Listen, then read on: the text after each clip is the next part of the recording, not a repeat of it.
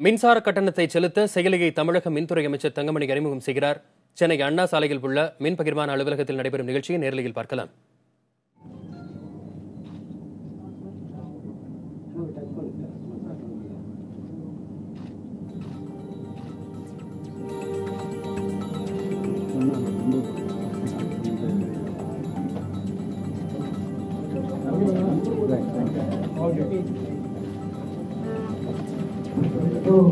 இந்த திட்டத்தின் மூலம்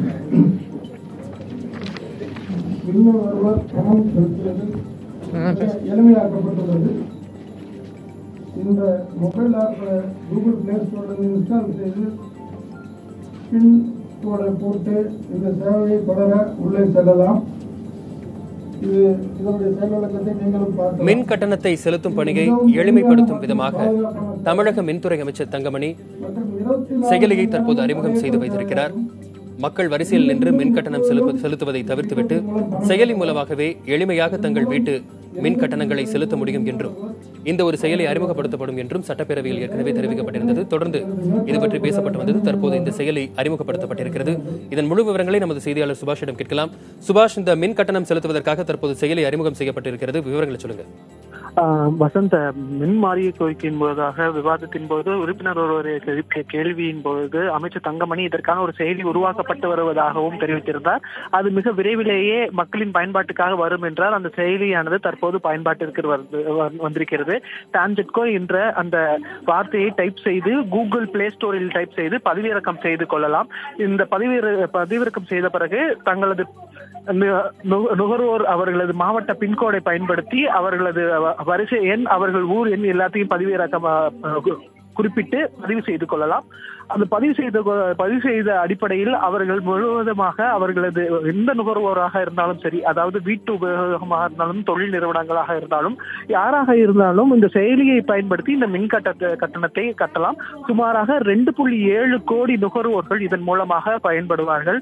பல ஆண்டு காலமாக பல்வேறு விதமான தொழில்நுட்பங்கள் வளர்ந்து வந்த காலத்தில் பல மணி நேரம் நாம் தொடர்ச்சியாக மின் கட்டணத்தை செலுத்துவதற்காக வரிசையில் காத்து இருக்க வேண்டியிருந்தது. மின் செலுத்தக்கூடிய முறையும் அதெல்லாம் மாற்றி அமைத்தது. மாதம் கட்டுவோர், 2 மாதத்துக்கு கட்டுவோர் என்றதெல்லாம் இருந்தது. அதிலெல்லாம் முறைப்படுத்தி அதெல்லாம் சரிப்படுத்தி இந்த செயலியானது தற்போது உருவாக்கப்பட்டிருக்கிறது. இந்த செயலியின் படியாக இந்த மிகவும் யார் வேண்டுமானாலும் பயன்படுத்தக்கூடிய வகையில் எளிய முறையில் இந்த செயலியானது உருவாக்கப்பட்டிருக்கிறது.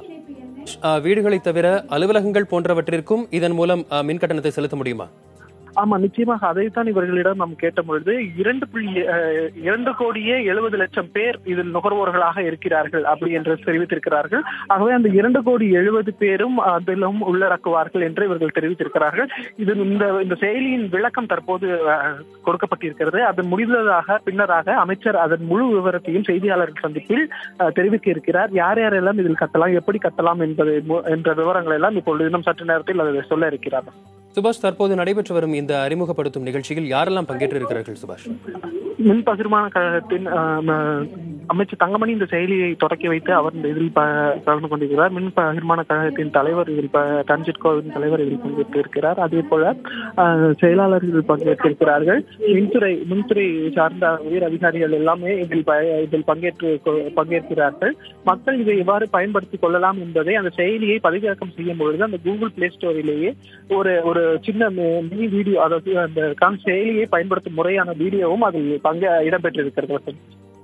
சுபாஷ், தகவல்கள் தந்தமைக்கு நன்றி.